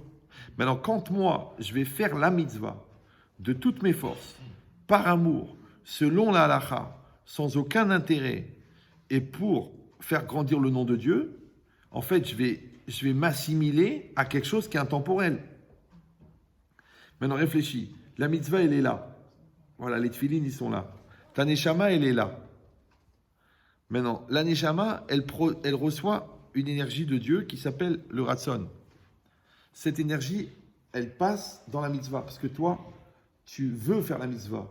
Donc le jeu, il prend cette énergie de l'âme, qui est infinie, il la met dans la mitzvah. Maintenant, ce qui pourrait limiter l'impact de la mitzvah, c'est le nefesh. Donc c'est pour ça que tu dois faire la mitzvah bemesirut nefesh. Maintenant, l'arc électrique, vous savez ce que c'est un arc électrique? Établi entre la mitzvah et toi, la mitzvah et Dieu, puisqu'elle passe par toi, elle va irradier et rendre ton nefesh intemporel. Si c'est pas clair, je peux répéter. Vous avez compris l'idée ou non? Non? C'est un chidouche. C'est le Nefesh HaChaim qui explique ça. Je sais que vous n'auriez pas eu l'occasion de l'apprendre même au séminaire, alors qu'Al Vachomer au Galeries Lafayette. D'accord? Mais c'est intéressant, même si c'est les soldes. Ouais. Restez calme. Vous n'avez pas compris? Restez calme. Il y a la Neshama. En résumé, il y a la Neshama. Et après, et le corps. Et au milieu, il y a le Nefesh. Maintenant, le Nefesh, c'est le psychique, le moi, la conscience, la conscience d'être. D'accord? Maintenant, le Da'at en hébreu. Donc maintenant, ce Da'at-là, en fait, c'est la seule chose qui est personnelle chez moi. Quand vous dites je, par exemple, là, vous m'écoutez. Vous savez que ce n'est pas vos oreilles qui m'écoutent. C'est votre moi. D'accord? Maintenant, ce moi-là, il est placé entre le corps qui agit et la Neshama. La Neshama, elle produit une énergie extrêmement puissante qui vient d'Hachem. Ça s'appelle la vie. Maintenant, cette énergie-là, quand elle passe par le jeu, quand je dis je veux, en vérité, le jeu, il est humain, mais le vœu, l'énergie du vœu, elle est divine. Maintenant, l'orientation de cette énergie, elle est humaine. La connotation de cette énergie, elle est humaine. Maintenant, quand moi, je prends cette énergie-là, d'accord, c'est comme je prends le courant électrique et je branche l'appareil. Waouh, il démarre.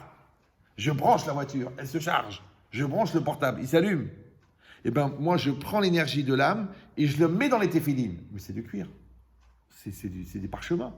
Mais quand je mets dedans ma volonté de faire la mitzvah, ces téphilines qui contiennent des codes qui sont écrits dans la Torah parce que c'est marqué Ukshartem otam leot aledechem, ils vont faire une espèce d'arc électrique, c'est-à-dire entre Hachem, la Torah et moi, d'accord, et qui vont revenir vers moi. Et ce moment-là que j'ai utilisé pour faire la mitzvah, ce moment-là, il devient éternel. Mais si tu l'as pollué avec de la bouffe, si tu l'as pollué avec du fric, si tu l'as pollué avec ton corps, si tu l'as pollué avec ta gahava, si tu l'as pollué avec ta bêtise, si tu l'as pollué avec tes complexes, la qualité de l'énergie, il est moins bonne. Maintenant, quand tu as réussi à la faire totalement pure, ça s'appelle l'Eshem Shamaim. Quand tu n'as pas réussi à la faire pure, ça s'appelle Shelo l'Eshem Shamaim. Maintenant, le Shelo l'Eshem Shamaim, ça veut dire qu'il contient une certaine dose de matérialité. D'accord? Donc, ça ne peut pas t'emmener au monde futur. Mais ça peut te servir d'entraînement pour fabriquer du Leshem Shamaim. Pour ça que c'est marqué Mitor chez l'Olishma, Valishma. Ouais, d'abord tu fais du Lolishma, après tu fais du Lishma. Comme à l'école, tu fais l'école d'ingénieur. Pendant 4 ans, tu fais que de la théorie.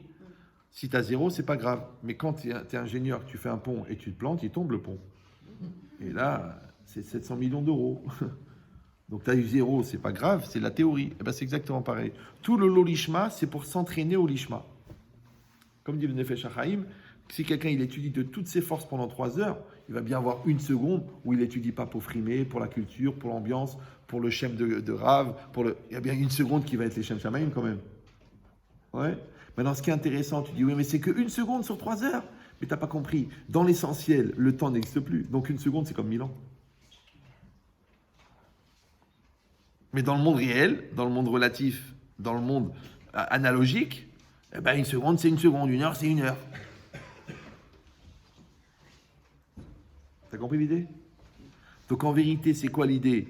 C'est que on va fabriquer de l'éternité avec du ponctuel. Pour ça que je vous dis tout à l'heure, quand quelqu'un il aime l'autre passionnément, il ne sent pas le temps qui passe. Quand il aime ce qu'il fait, il ne sent pas le temps qui passe.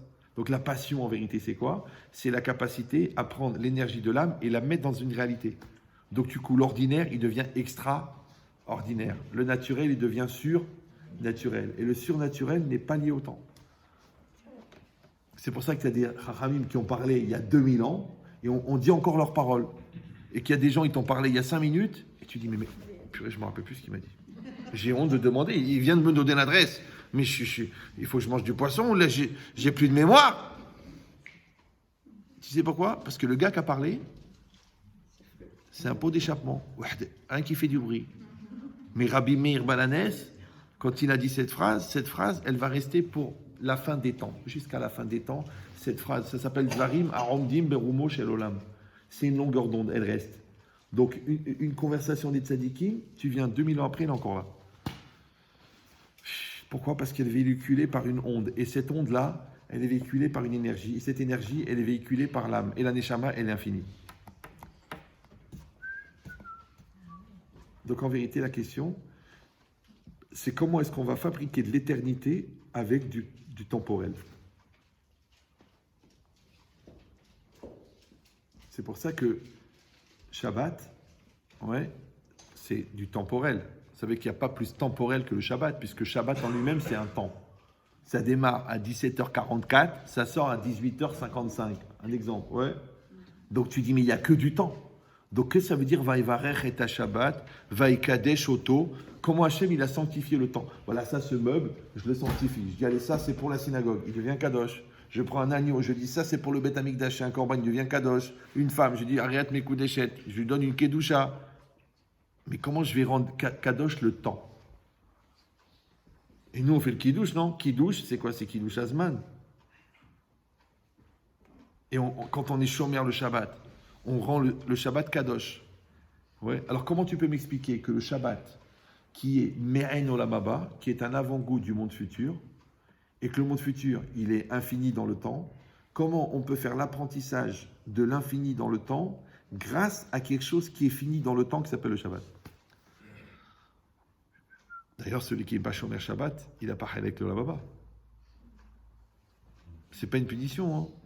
C'est qu'il n'est pas adapté. Comment tu vas proposer un cadeau essentiel à quelqu'un qui s'intéresse au superficiel? C'est comme les intellos qui ouvrent des bouquins. Mais le mec, il dit, moi, je veux une PlayStation. Tu dis, non, je t'ai ouvert un livre, Le Capital de Marx. Tu dis, mais je vais mourir, je vais caler un meuble avec. Jamais je vais le lire. Il dit, donne-moi une boîte de chocolat.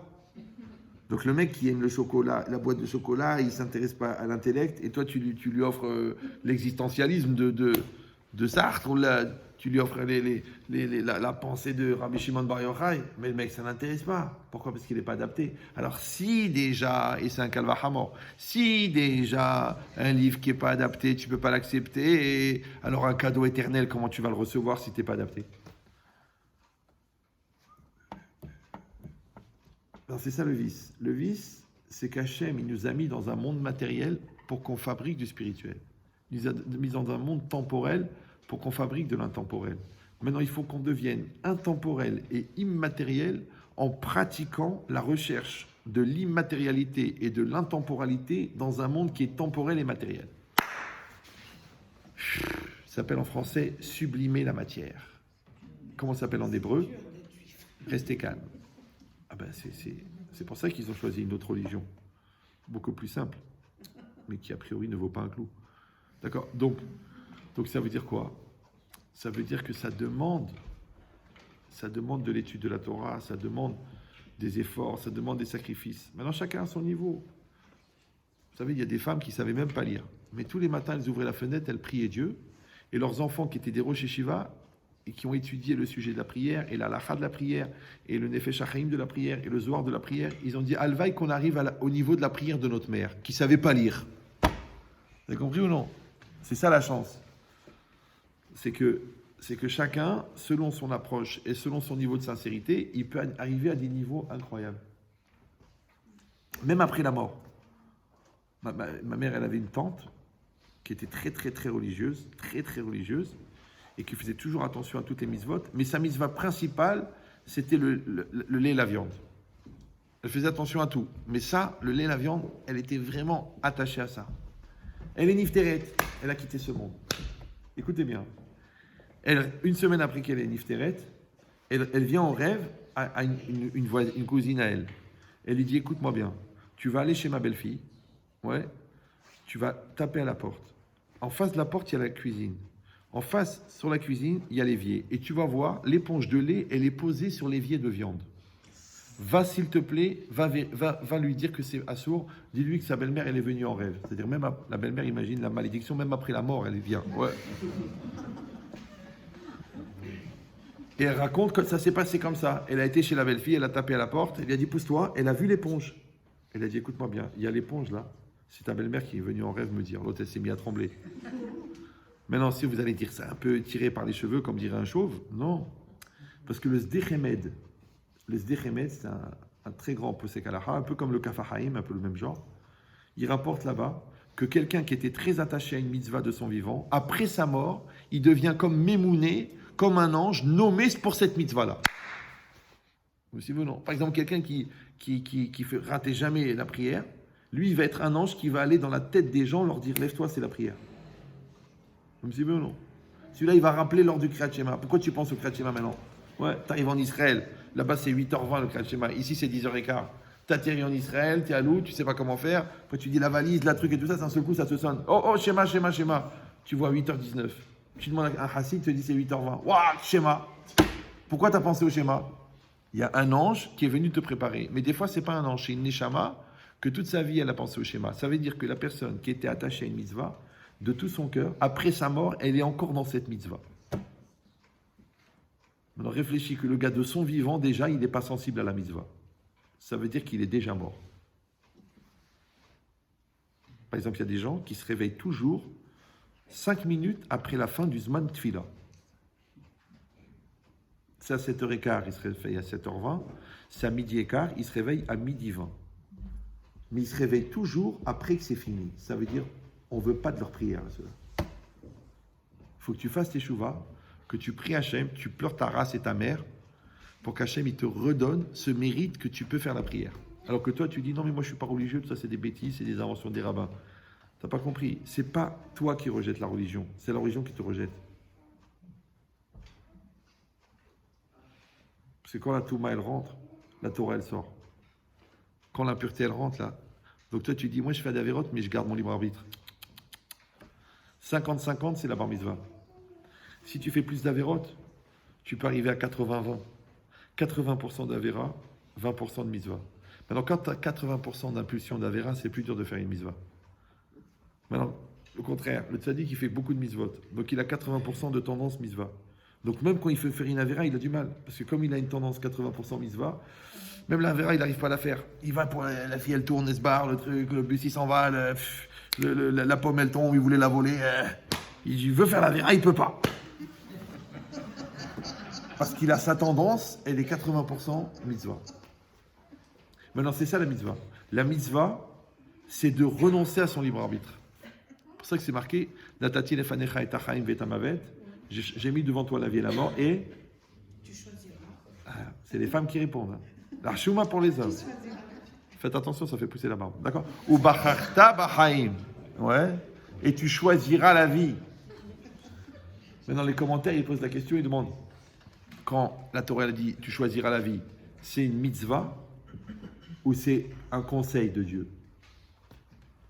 Vous me suivez ou non? C'est bizarre, parce que tu as libre arbitre. Le bon Dieu ne peut pas t'ordonner la vie. C'est toi qui dois choisir la vie parce que tu as libre arbitre. En vérité, non. C'est ta mitzvah à toi, c'est d'enlever le libre arbitre. Tu sais, les gens ils disent oh, moi, je suis très fier de mon libre arbitre, moi je veux garder mon libre arbitre, je ne veux pas être trop religieux parce que je perds mon libre arbitre. Ça s'appelle le réformiste. Ou les chrétiens, c'est la même chose.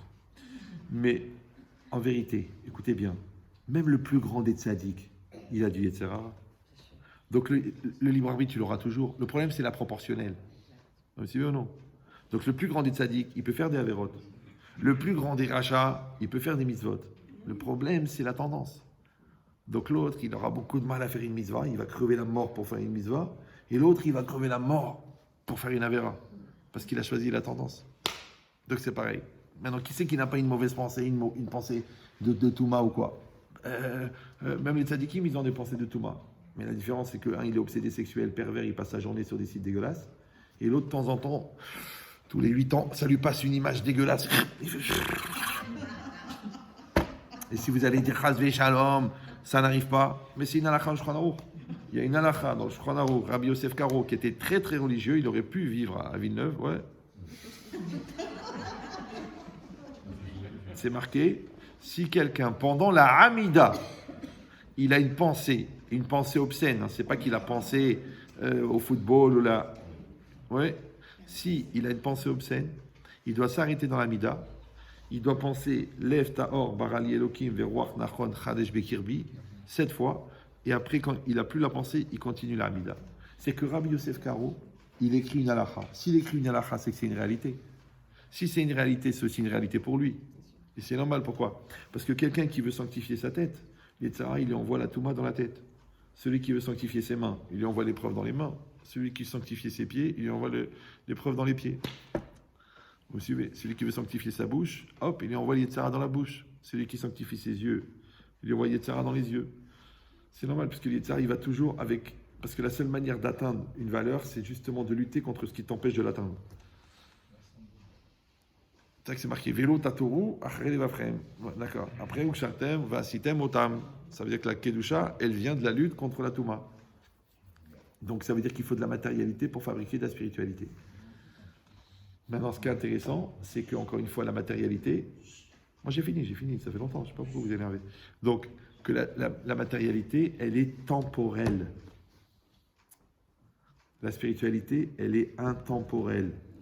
Non, je sais que ça a l'air, faut pas exagérer quand même. Bon, tu parles de ça à Bnei-Brak, à des Kollelman, tu dis ok, mais là on est à Villeneuve-la-Garenne avec des gens, somme toute comme moi, c'est-à-dire des gens normaux, oui. Alors à l'époque, le Rav Zekbar, restez calme, il avait dit, le cours, c'est comme une direction. Ouais, c'est une direction. On va vers cette direction. Chacun de nous, il fait des efforts. Moi aussi, je fais des efforts. Je fais attention de bien faire le Birkat Amazon, même si je suis pressé, de bien faire le schéma, même si j'ai des stress ou quoi. C'est-à-dire chacun à son niveau, il fait ses efforts. Donc c'est pour vous, c'est pour moi, on a tous besoin de chizouk, de se renforcer. Après, chacun a le résultat qu'il obtient en fonction de ses efforts. Alors c'est très compliqué de savoir si Hachem, il récompense les efforts ou le résultat. On préfère. Ouais. T'as compris l'idée ou non? Pourquoi? Parce que qu'est-ce qui te fait changer? C'est pas les résultats, c'est les efforts. La preuve, c'est que si tu obtiens le résultat sans faire d'efforts, tu ne changes pas. Voilà. Et changer, c'est quoi? C'est dans ta nature profonde. Et comme c'est ta nature profonde qui va au Lamaba, il vaut mieux avoir des occasions et des opportunités de faire des efforts que des opportunités d'obtenir des résultats, puisque c'est le résultat qui te fait, c'est l'effort qui te fait changer. Hazak ou Baruch. Voilà. Donc on rappelle. J'ai rien dit.